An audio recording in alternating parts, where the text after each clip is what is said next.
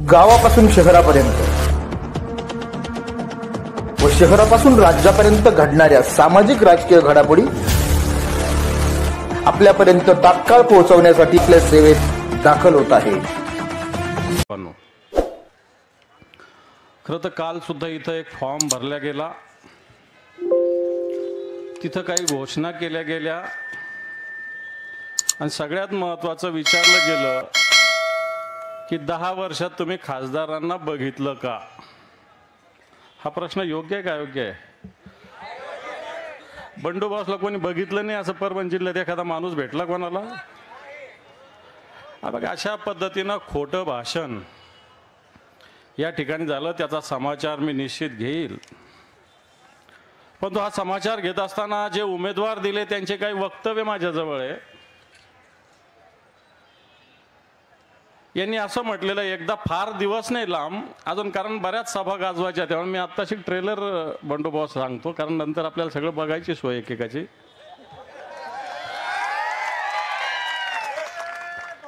त्यांनी असं म्हटलं, भाजप छोट्या पक्षाचा वापर करून फेकून देतो,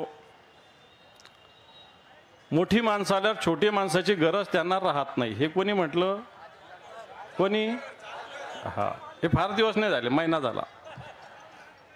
अजून त्यांनी म्हटलं की भाजपनं माझ्यासोबत आत्तापर्यंत धोका केला आहे, पण मात्र मी इमानदारीनं त्यांच्यासोबत राहिलेलो आहे। हे कोण म्हटलं? त्याच्यानंतर अजितदादा एकदा बोलले की त्यांनी माझं बारामतीचं वाटोळं करायला सुरुवात केलेली आहे जानकरांनी, असं कोण बोललं? अजितदादा बोलले। आणि मग आता हे तिकडचं पार्सल इकडे कशाला पाठवलं? कारण आम्ही ऐकत होतो आमच्याकडूनच माडाला जानकर उभा राहणार असं ऐकत होतो, परंतु मला असं वाटतं भैया, हो ना, सांगतो ना, माडाला उभा राहणार अशा पद्धतीनं घोषणा केली होती महाविकास आघाडीकडून, पवार साहेबांनी घोषणा केली होती, आणि आता इकडं पार्सल आलं। का आलं माहिती आहे? का आलं माहिती आहे का? इकडे निवडून येऊन काही घेणं नाही, तिकडे बारामती सेव्ह करायची म्हणून इकडे पाठवलेलं, लक्षात ठेवा, बाकी काही नाही। इकडे निवडून, कारण इथं सुद्धा काल तेच बोलले, 2-3 लोक तयारी करत होते। कोण कोण करत होते मी कशाला या सभेत भाषणात नाव घेऊ, त्यांचं मला काय गरज पडली नाव घ्यायची। पण जर 3-3 लोक तुमची तयारी करत असल्यावर तुम्हाला बाहेरचा घेऊन यावा लागला, आता तुम्हाला बाहेरच्याची घरचं सोडून बाहेरच्याची सवय झाली, त्याला आम्ही तरी काय करू शकतो? बरोबर आहे का नाही? मग शिवसेना लागते तुम्हाला, शिवसेना फोडून लागते, राष्ट्रवादी फोडून लागते तुम्हाला। आपण अशा पद्धतीनं भारतीय जनता पार्टीला घरचे सोडून बाहेरच्या बरोबर राहायची सवय झाली। आपल्याकडे बाहेरच्या बरोबर राहणाऱ्याला काय म्हणते चांगलं माहिती आहे आपल्याकडे मराठवाड्यामध्ये, आणि बाहेरचा जो असतो त्याला काय म्हणत असतात हे आपल्याला चांगल्या पद्धतीनं माहिती आहे। आपण अशा पद्धतीनं इथं उमेदवार दिलेले आहेत। मला असं वाटतं उमेदवार जे दिलेले त्यांना एक बकरा बनवण्याचा प्रयत्न आहे। मागच्या वेळेस यांना 3 जागा दिल्या होत्या या महाराष्ट्रात, त्यातल्या 2 जागा तुमच्या परभणीत होत्या आणि 1 जागा दौंडला दिली होती, आणि या सगळ्या 2ही जागा उमेदवारी तर त्यांच्या पक्षाला दिली, पण चिन्ह भाजपचं दिलं होतं आणि हे लोक भाजप बरोबर। तुमचं जिंतूरचं तसंच झालं होतं, भांबळे साहेब बरोबर आहे का? दौंडचं तसं झालं होतं, गंगाखेडचा गनिमत राहिला। आता गंधाट मामा आपल्याला अवघड नाही साफ करण्याच्या येणाऱ्या काळात, बरोबर आहे का नाही? आणि म्हणून मला असं वाटतं एवढा धोका ज्या पक्षाने दिला, ज्यांनी दिला, त्यांच्यासोबत आज अशा पद्धतीनं आपल्या समोरचा उमेदवार गेलेला आहे। पण आपल्याकडे जे संजय जाधव बंडू बॉस ज्यांना म्हणतो त्यांच्याविषयी सगळ्यांनी सांगितलेलं आहे, ते वारकरी आहे, या सगळ्या गोष्टी आहेत।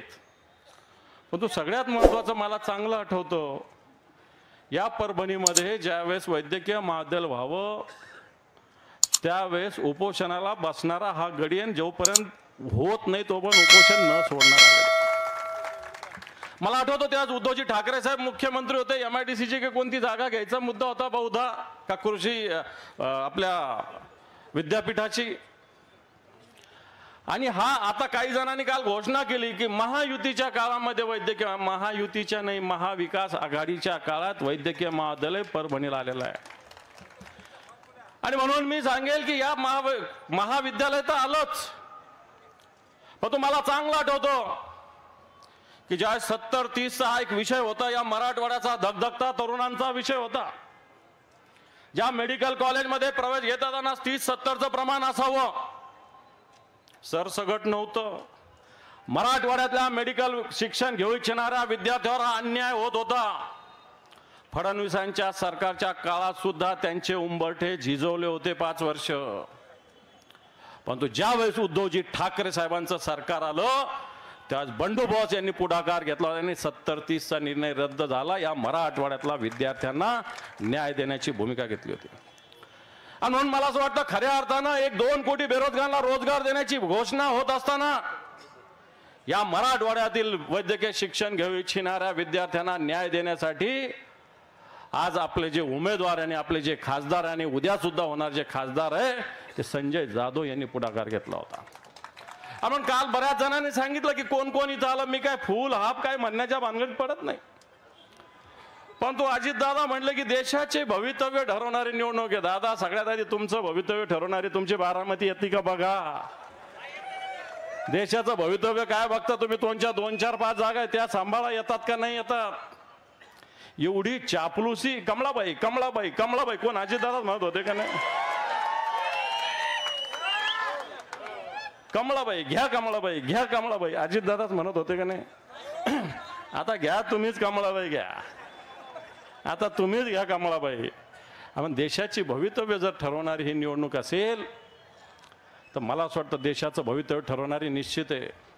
पण या देशाची राज्यघटना काल कोणतरी सांगितलं की तुम्हाला विरोधक प्रचार करतात, पण तो भारतीय जनता पार्टीच्या एका खासदारांनी सांगितलं की 400 यांना कशाला पाहिजे, देशाची घटना यांना बदलायची आहे.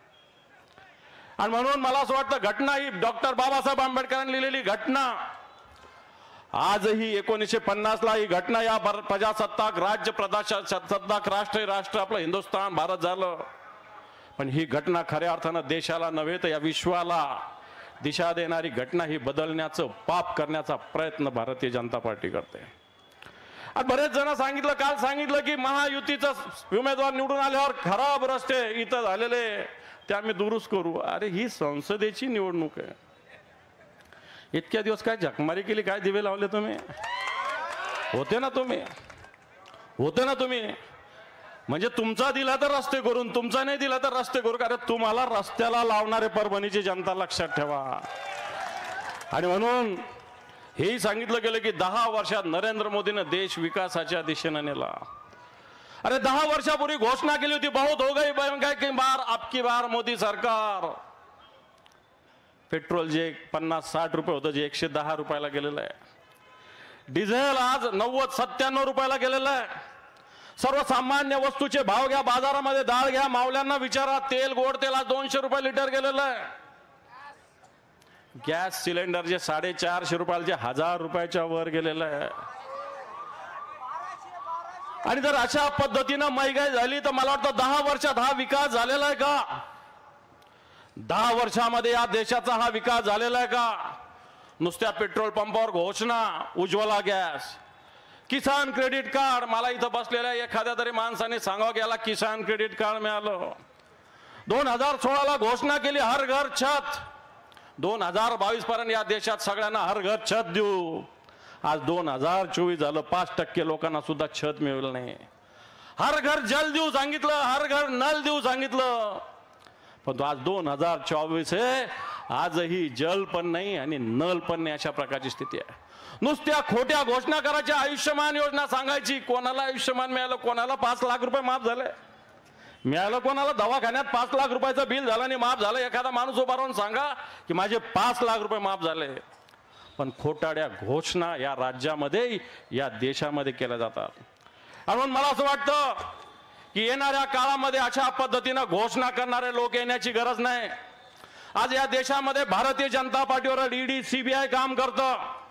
ज्या लोकांवर भ्रष्टाचार, आता कोणीतरी म्हणलं खाने ना खाने दूंगा लेकिन खेला जो खाएगा उसको ले लूंगा. मला वाटतं वरपुडकर साहेब म्हटले. किती नावं घेता येईल?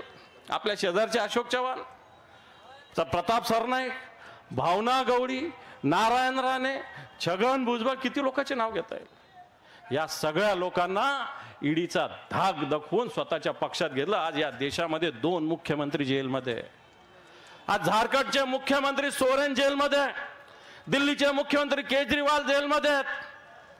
आणि एकीकडे भ्रष्टाचाराची गोष्टी करतात. या देशामध्ये जो इलेक्ट्रो बॉन्डचा भ्रष्टाचार झाला, 6,000 कोटी एकट्या भारतीय जनता पार्टीच्या खात्यात गेले. 6,000 कोटी रुपये. ज्या कंपन्यांना ईडीचा धाक दाखवला त्यांनी इलेक्ट्रो बॉन्ड भारतीय जनता पार्टीला दिले. ज्या कंपन्याला वेगवेगळे काम दिले, या ठिकाणी मेगा इंजिनिअरिंग नावाची कंपनी या महाराष्ट्रामध्ये, मराठवाड्यात सगळ्यात जास्त सौर ऊर्जेचं काम जवळपास 189 ठिकाणी काम एकट्या मराठवाड्यात दिलं गेलं मेगा इलेक्ट्रिक कंपनीला. आणि याच कंपनीने सगळ्यात जास्त इलेक्ट्रो बॉन्ड भारतीय जनता पार्टीला दिलेले आहे. आणि सगळ्यात जास्त भ्रष्टाचारी पार्टी या देशात कोण असेल तर ती भारतीय जनता पार्टी आहे. म्हणून बांधवांनो, खऱ्या अर्थाने येणाऱ्या काळामध्ये हा देश आज खऱ्या अर्थानं विकासाच्या दिशेने द्यायचा असेल तर जी इंडिया आघाडी निर्माण झालेली, हिच्या मागे आपल्याला उभा राहावं लागेल. आजकाल सांगितलं गेलं की या प्रभरमधून कोणता मार्ग चालला, शक्तीपीठ 9 खेड्यातून चालला, फक्त 9 खेड्यातून. खोट्या घोषणा करण्याचं काम हे सरकार करतं. म्हणून बांधवांनो, मी आवाहन करायला जास्त भाषण करत नाही. एक संजय जाधव सारखा एक तडफदार शिवसैनिक जनतेच्या प्रश्नावर कधीही अर्ध्या रात्री आवाज द्या, 24 तास आवाज द्या, 7 आठवड्यातले 7 दिवस आवाज द्या, या महिन्यातले 30 दिवस आवाज द्या, वर्षाचे 365 दिवस आवाज द्या. अशा आवाजाला ओ देणारा आपला उमेदवार नव्हे तर खासदार आहे, लक्षात ठेवा. अरे एखादी गाडी पकडली तरी त्याला फोन करणारा खासदार आहे. विकासाच्या कामासाठी तर आहेच, पण एक कडवट निष्ठावान शिवसैनिक. अरे 50 खोके घेऊन अनेक लोक फुटले, यांना ऑफर आली नसेल, आली असेल, पण तो मला असं वाटतं शिवसेना प्रमुखाचा विचार उद्धवजी ठाकरे साहेबांचं नेतृत्वात पुढे घेऊन जात असताना हा परभणी, बरेच जण म्हटले, काल कोणतरी फडणवीस म्हटले की आम्हीच यांना निवडून आलो. अरे तुम्ही कधी पैदा झाले? 1989 पासून शिवसेना या परभणीत निवडून येते. 1989 ला काय मोदी होता का? 1989 ला मोदी होता? 2001 ला मोदी होता का? 2006 ला मोदी होता का? तरी परभणीची जागा शिवसेनेची निवडून येत होती. मोदी विधी झोट, इथं शिवसेना आहे, बाळासाहेब ठाकरेंचा विचार आहे, उद्धवजींचं नेतृत्व आहे. आणि आता येणार काळात पवार साहेबांची साथ, राहुल गांधी, सोनिया गांधी यांची साथ. आणि म्हणून ही साथ घेऊन येणाऱ्या काळामध्ये ज्या दिल्लीमध्ये इंडिया आघाडीचं सरकार आहे, आता कोणतरी सांगितलं राजू राठोडने की देशात भारतीय जनता पार्टी 4-5 राज्यात आहे. 400 पार ही खोटी घोषणा आहे. 400 पार ही खोटी घोषणा आहे. इंडिया आघाडीचं सरकार या देशात येऊ शकतं आणि येणार. आणि ज्या येणार त्या परभणीचा सुद्धा भगवा संसदेत पुन्हा एकदा पाठवा, अशा प्रकारचं आवाहन करतो आणि थांबतो. जय हिंद, जय महाराष्ट्र.